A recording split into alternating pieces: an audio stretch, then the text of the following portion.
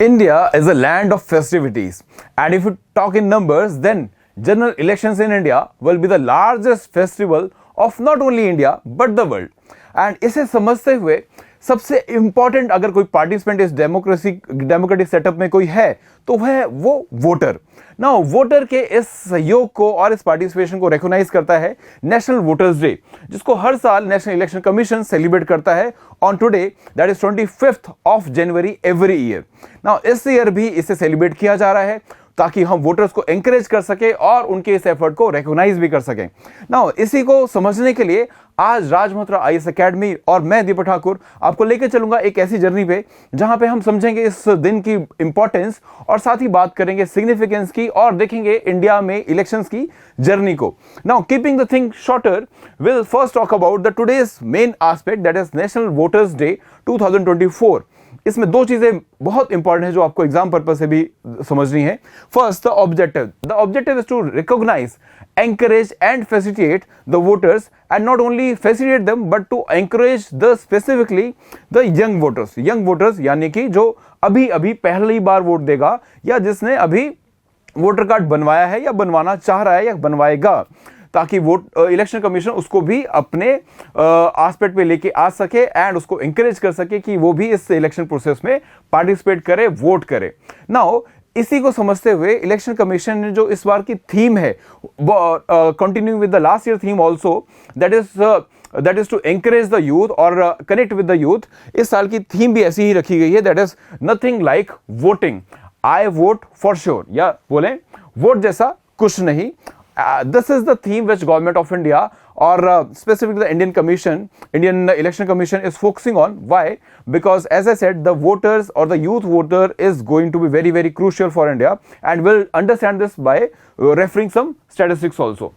Now, statistics पे चलेंगे, but उससे पहले अगर हम इंडिया के हिस्टोरिकल एस्पेक्ट पे चलें तो सब कुछ इंपॉर्टेंट पड़ाव रहे हैं इस पूरी जर्नी में। There are some specific junctions और specific milestones which country has achieved. सबसे पहला माइलस्टोन तो वही था इन 1950 जो हमने अचीव किया, जो था establishment of the election commission of India as autonomous constitutional body. Now that is the recognition which the constitution provides the election commission.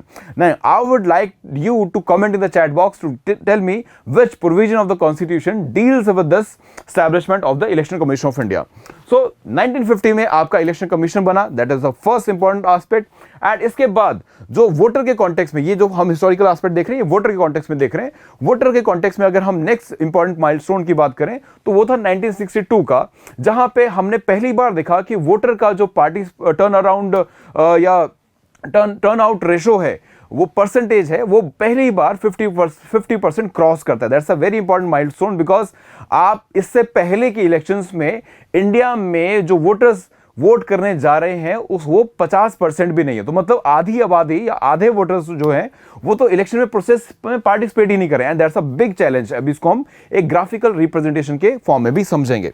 और इसके बाद हमने नेक्स्ट जो इंपॉर्टेंट एस्पेक्ट अचीव किया है, नेक्स्ट जो हमारी अचीवमेंट रही वो थी 1988 में, जब देखा गया कि वोटर्स के कॉन्टेक्स्ट में हमारा जो लिटरेसी है वो इंप्रूव हो रही है, जो यूथ है वो बहुत लिटरेट है, पहले से कंपैरेटिवली ज्यादा लिटरेट हुआ है, और उसकी जो पॉलिटिकल इश्यूज के लिए समझ है, जिसको हम बोलते हैं पॉलिटिकल कॉन्शियसनेस, वो भी इंप्रूव हुई। और इसको समझते हुए, इसको ऑनर करते हुए गवर्नमेंट ने एक बिल लेके आया और जो फाइनली एक्ट में चेंज हुआ, that is 61th constitutional amendment act, जिसने जो उम्र थी वोट देने की, जो पहले 21 साल थी, उसको कम करके 18 साल किया। मतलब अब 18 साल का जो यूथ है वो भी अपना वोटर कार्ड बनाकर वोट दे सकता है। That's a very important significant, and that's also on the line of the international situation then, because most of the countries were following this idea, that is giving the voting right at 18। So India ने भी उसको follow किया depending upon our and considering our own situation. And इसके बाद 2011 में government of India and election commission has decided कि हमें voters को और एंकरेज करने की जरूरत है, बिकॉज यूथ की पार्टिसिपेशन जो है ओवर द ईयर्स हम देख रहे हैं कि वो इलेक्शन प्रोसेस में कम होती चली जा रही थी. So now the election commission decided कि हमको पार्टिसिपेशन बढ़ानी है यूथ की, और इसी को रिकॉग्नाइज करने के लिए, इसी एफर्ट को आगे बढ़ाने के लिए या अपने मशीनरी को मोटिवेट करने के लिए 2011 में इस दिन को सेलिब्रेट करना शुरुआत की गई. दैट इज 25 जनवरी को सेलिब्रेट करना शुरुआत किया गया in the form of national voters day. So this is the year 2021, जब 2011 जहां से हमने वोटर्स डे सेलिब्रेट करना शुरू किया. अब आगे चलते हैं, अब बात करते हैं थोड़ा सा इलेक्शन परसेंटेज और टर्नआउट परसेंटेज की. कितने हमारे पास इलेक्टर्स रहे हैं, और इलेक्टर्स मतलब कितने लोग एलिजिबल हैं वोट देने के लिए, और उनमें से कितने लोग जाते हैं वोट करने के लिए. नाउ इसको अगर आप ग्राफ को थोड़ा सा डिटेल में समझें तो इसमें आपको जो मेन चीज हाईलाइट होगी वो ये कि ये जो ग्राफ, ये जो आप फ्लो चार्ट, ये जो आप ग्राफ देख रहे हो, दिस कलर और this line represent number of voter, कि हमारे पास इलेक्टर कितने हैं, सॉरी ये हमारे पास इलेक्टर्स कितने हैं, कितने लोग एलिजिबल हैं टू वोट, और इनमें से वोट करने कितने जा रहे हैं, that is the actual voters. हमारे ये हैं वोटर्स.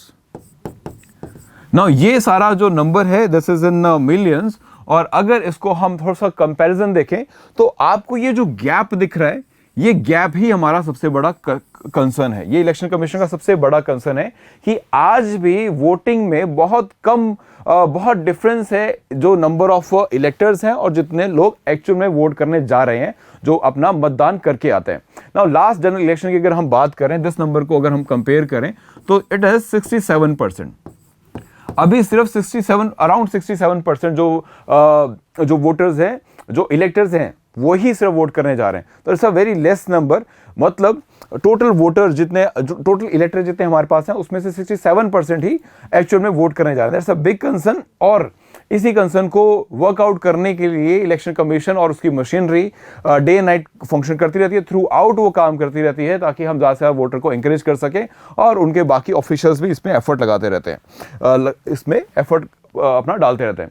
नाउ अगर हम प्रोफाइल देखें, नेशनल लेवल पे थोड़ा सा प्रोफाइलिंग देखते हैं कि इंडिया में जो टर्न आउट परसेंटेज है वो कहां पर कितना है. नाउ यहां पे जो आप ग्रीन कलर में देख रहे हो, इट शोज कि हम वो एरिया जहां पे वोटर टर्नआउट जो है वो सेम रहा है या फिर इंक्रीज हुआ है. मतलब 2014 के इलेक्शन से 2019 के जनरल इलेक्शन को अगर हम कंपेयर करें तो ये जो ग्रीन कलर है ये हमें सिंबलाइज करता है कि कहां पे वोटर टर्नआउट जो है वो बढ़ा है. तो और ये जो डार्क ग्रीन कलर है वो रिप्रेजेंट करता है कि जहां पर वोटर टर्नआउट पिछले 2014 के इलेक्शन से 5% या उससे ज्यादा से बढ़ा है. नो, तो मेनली यू विल सी कि मध्य प्रदेश और Himachal will be in this category. Now the concern area ये है कि जो आप जो आप ये रेड स्पॉट्स देख रहे हैं on the map, it shows कि वोटर टर्नआउट कहां पर कम हुआ है. Now that is a concern area for the election commission and for the democracy also. Now अगर हम देखें, ये जो डार्क रेड कलर है ये ड्रॉप शो करता है in the turnout percentage of more than 5%, 5% या 5% से ज्यादा का ड्रॉप आउट हुआ है. मतलब 2014 के इलेक्शन में जितना वोटर टर्नआउट हमारे पास आया था उससे कम आया है 2019 में इन एरियाज में. Now this is a big concern. Now दूसरी तरफ चले अगर हम इस ग्राफिकल रिप्रेजेंटेशन में, तो हमें इलेक्शन कमीशन का एक और डेटा दिखेगा जो बताता है यूथ का प्रोफाइल या एज वाइज प्रोफाइलिंग करता है हमारे वोटर्स की. इसमें हम देखेंगे कि जो वोटर है in the age group of 18 to 29, India में लास्ट जनरल इलेक्शन में it was around 25%. 25% a very big number. इसमें दो बातें खास हैं. एक तो इनमें से majority of the youth are those who have never voted in any elections, because अभी 18 ईयर्स की एज उनकी क्रॉस हुई है. सो चाहे वो लोकल इलेक्शंस हो, चाहे स्टेट इलेक्शंस हो, या फिर वो नेशनल इलेक्शंस हो, उन्होंने उसमें पार्टिसिपेट नहीं किया, और ये बहुत बड़ा नंबर है. तो इलेक्शन कमीशन चाहता है कि इन सारे वोटर्स को अवेयरनेस इनकी बढ़ाई जाए, इनको इस वोटिंग प्रोसेस में लेके आ जाए. ये सिर्फ इलेक्टर ना रह जाए, ये वोटर भी बने, मतलब फाइनली वोट करने भी जाए. ना दूसरी बात, इस डेटा पे नजर जो है सिर्फ इलेक्शन कमीशन की नहीं है, इसमें पॉलिटिकल पार्टीज की भी नजर होती है. बिकॉज ये वो वोटर होता है, ये जो एज ग्रुप है 18 to 29, ये वो वोटर है जिसने अभी अपनी पॉलिटिकल एसोसिएशन बहुत ज्यादा प्रेजेंट नहीं किए या अभी तक की ही नहीं है कि किस पॉलिटिकल पार्टी से वो एफिलिएट करता है या एसोसिएट करता है ना। तो ये वो वोटर है जो पहली बार अपना डिसाइड करेगा कि वो किसको वोट देगा, या फिर शायद अपना वोट चेंज भी कर सके, क्योंकि बाकी वोटर्स पैटर्न में हम देखते हैं कि they may not be following a one set of political ideology और वन पॉलिटिकल पार्टी, और they will be following a one political party. But यहां पे ऐसा नहीं है, इसलिए पॉलिटिकल पार्टीज बहुत नजर रखती हैं इन यंग वोटर्स को अट्रैक्ट करने के लिए। और आप देखोगे कई सारे अनाउंसमेंट्स, पॉलिसी प्रोविजंस, बहुत सारे एडवर्टाइजमेंट जो चलते हैं वो इनको ही अट्रैक्ट करने के लिए, बिकॉज ये एक मेक और ब्रेक का गेम प्ले कर सकते हैं in the elections, because this number is very big. 25% is a very big number. Now this is the idea. Now here if we see in context to the percentage increase, this data is showing little bit different. Otherwise जो voter turnout रहा है last election में वो 67% का रहा है, and इसको और ज्यादा इंक्रीज करने की कोशिश है। कितना? नाउ जैसे कि last year vice president of India ने एक सेमिनार में बोला कि हमें जो वोटर टर्नआउट का टारगेट रखना चाहिए वो at least 75%। It should be, we should target at least 75% of the voter, और हमें जो टर्न आउट रेशो एक्सपेक्ट करना चाहिए या हमारे एम करना चाहिए वो है 75%।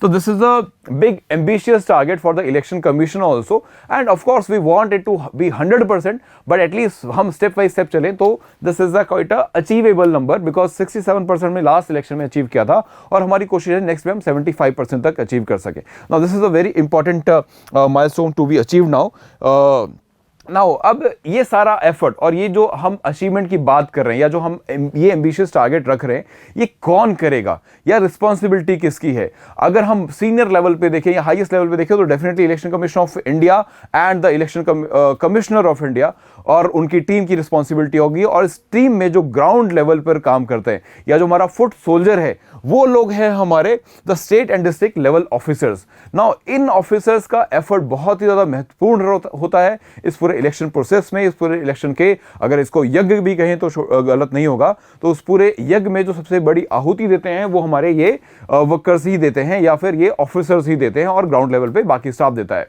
नाउ इसको रिकॉग्नाइज करते हुए government of India and the election commission has decided कि this year onwards they will be awarding their efforts. इस साल से हम उनको इनके एफर्ट्स को अवार्ड करना शुरू करेंगे in various fields. You can see the fields here, IT related and various other initiatives, marketing, the presence, the awareness campaigns and voter turnout, electoral rolls बनाने में, electoral voter card issue करने में, इन सब में इनका पार्टिसिपेशन रहता है। सो इन सबको रिकॉग्नाइज किया जाएगा और इन सारी फील्ड्स में सभी को अवार्ड्स भी किया जाएगा। President of India will be awarding today, they will be naming the individuals and they will be recognised and awarded for their contribution in this whole process. Now this is whole about the various ideas of this election or this year's election or basically the voters. Now अब voters की बात अगर हम कर रहे हैं तो जाते जाते एक और बात कर लेते हैं, that is कि अगर अभी भी आपने अपने आप को वोटर लिस्ट में ऐड नहीं करवाया है तो इसका एक प्रोसेस है, एक डिफाइंड प्रोसेस है जो इलेक्शन कमीशन ऑफ इंडिया ने बहुत इजी कर दिया है। That is you just need to go on the national voter service portal, और इस पोर्टल पे जो आप जाएंगे the links are also given here और the address is also given here. So आप यहाँ पे जाएंगे तो पूरा बड़ा इजी प्रोसेस है, आप अपने डॉक्यूमेंट अपलोड करके अपना वोटर कार्ड अप्लाई कर सकते हैं and you will be if you are a first time voter then you should be doing this, and otherwise if you require any other kind of a service related with the voter ID card, so you can go and check it. Okay, now this is all for this video and we will keep coming up with new videos. This is Deepak Thakur signing off for today. See you in the next video. Thank you so much.